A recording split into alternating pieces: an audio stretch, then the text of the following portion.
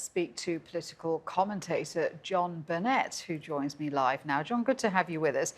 So this suggestion from Donald Trump that it may be a good idea to delay the 2020 November election, it is only a suggestion because he, just to be clear, does not have the power to postpone that voting day.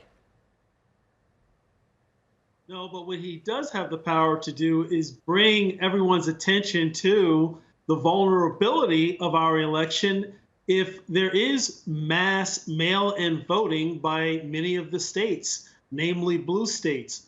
Look, we've seen massive protests for over 60 days now, right? Many of them not wearing masks, some of them wearing masks, but not adhering to social distancing.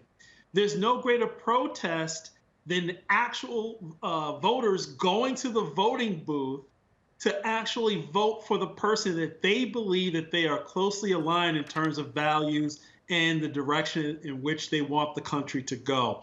So but John, the suggestion that postal voting, I'm sorry to interrupt, but I do want to get to the nub of this. The suggestion that postal voting is likely to result in a fraudulent election, an election where the results are inaccurate, as Trump has suggested, is not something that is backed up by evidence. Well, I think you're based in London, right? So let me talk about some local issues here. Just recently in the primary election in Paterson, New Jersey, there are two people that are actually on trial, one elected and one, I believe, a staffer, who actually will ultimately be convicted. Why? Because of voter fraud. Whether it be harvesting, whether it be other illegal activities with respect to mail-in voting, it is happening. Right here in New York City, in Queens, I believe it was 19 or 23% of the ballots during the primary election were not counted. Why? Possibly later voter return, other inefficiencies. So let's not act like mail-in voting is the cure-all or the panacea during this pandemic. There are a lot of issues that come with mail-in balloting, which, as the president noted, is very different than absentee balloting. And I think we need to come to grips, starting with the media, starting with the politicians, as well as the electorate, to really figure out, with the remaining time left, how are we going to instill accountability in our electoral process?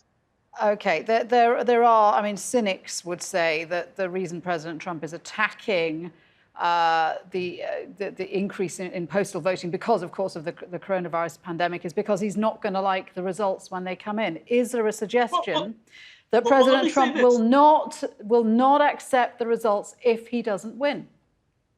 It's very important not to succumb to the same rhetoric that was used in 2016. Well, it's an important question. No, it's not an important question. Let me state why.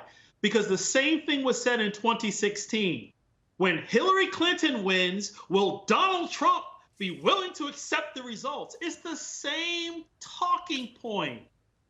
It's the same talking point. And again, the president, while the election day will not be postponed, he's bringing up credible concerns based upon the news reports that have been coming out in various jurisdictions. In fact, even locally here, the governor of New York sent out ballots, mail-in ballots during the primary season with postage paid return envelopes. There's no way to know when that ballot came in. Did it come in late? Did it come in on time? There's a lot of issues with mail-in balloting, and we need a uniform process, uniform standard to protect the very thing that we cherish, which is our democracy. John, thank you very much indeed for joining us. Good to have you with us. John Burnett there. Thank you.